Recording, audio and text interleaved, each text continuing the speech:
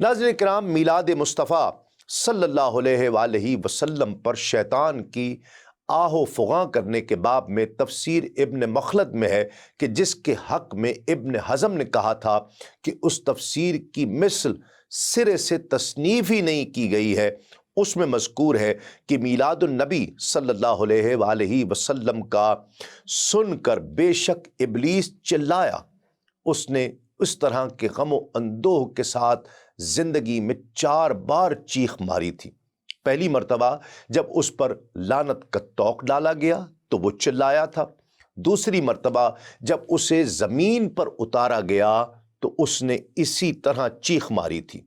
और फिर तीसरा, जब रसूल करीम सल्लल्लाहु अलैहि वसल्लम की विलादत मुबारका हुई तो उसने चीख मारी।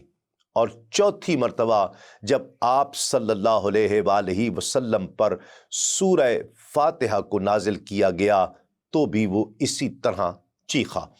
नबी करीम सल्लल्लाहु अलैहि वसल्लम के मीलाद के मौके पर उसके आहो फुगां करने की तरफ ही साहिबुल असल ने अपने इस कौल से इशारा किया कि आपके मीलाद की वजह से इब्लीस ने एक चीख मारी, उसकी हलाकत हो।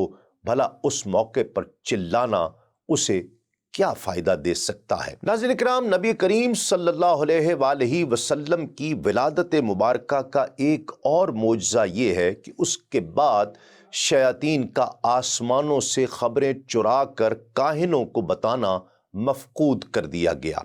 अल कौकबुल मुनीर फ़ी मौलिदिल बशीर व नज़ीर में इब्न अब्बास रज़ियल्लाहु ताला से नकल किया गया कि पहले शयातीन को आसमानों से महजूब नहीं किया गया था, लेकिन यानी कोई हिजाब या कोई पर्दा नहीं था, और वो उनमें दाखिल हुआ करते थे और उसकी अंदरूनी खबरें चुराया करते थे, फिर जो कि अनकरीब ज़मीन पर वाक़े हो जाया करती थी और वो उन्हें काहिनों को बता दिया करते थे। लेकिन जब हज़रत ईसा अलैहिस्सलाम की विलादत हुई तो उन्हें 3 आसमानों से रोक दिया गया, और एक रिवायत ये भी है कि 4 आसमानों से रोक दिया गया।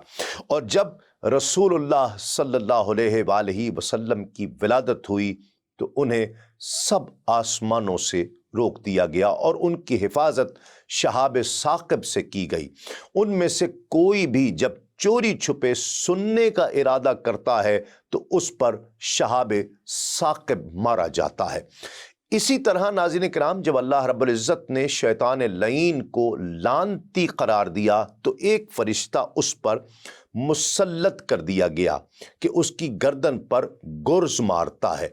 उन गुर्जों से इब्लीस चीखने चिल्लाने लगता है।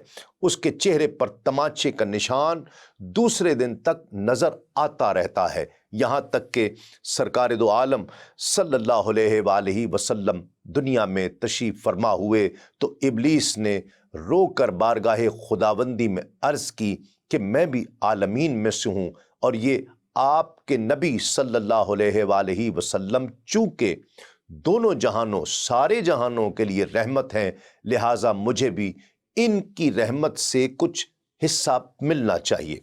नाज़रीन किराम, अल्लाह रब्बुल इज़्ज़त ने उस फरिश्ते को हुक्म दिया कि आज यानी आज मीलादुन नबी सल्लल्लाहु अलैहि वसल्लम के बाद इसके वसीले से इस मलून पर गुर्ज मारे नहीं जाएंगे।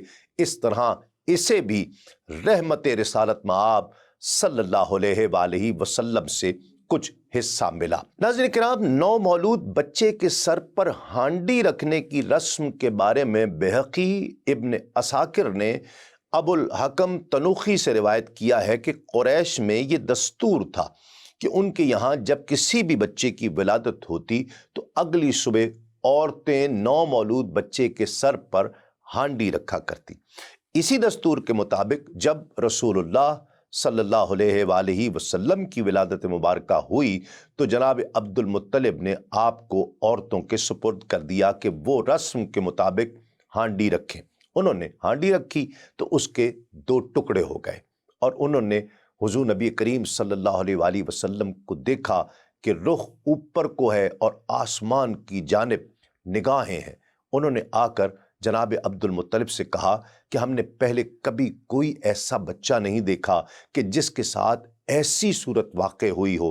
تو اس موقع پر دادا جناب عبد المطلب نے جواب دیا، تم لوگ یاد رکھو اور مجھے امید ہے کہ یہ بچہ خیر و فلاح کو پہنچے گا۔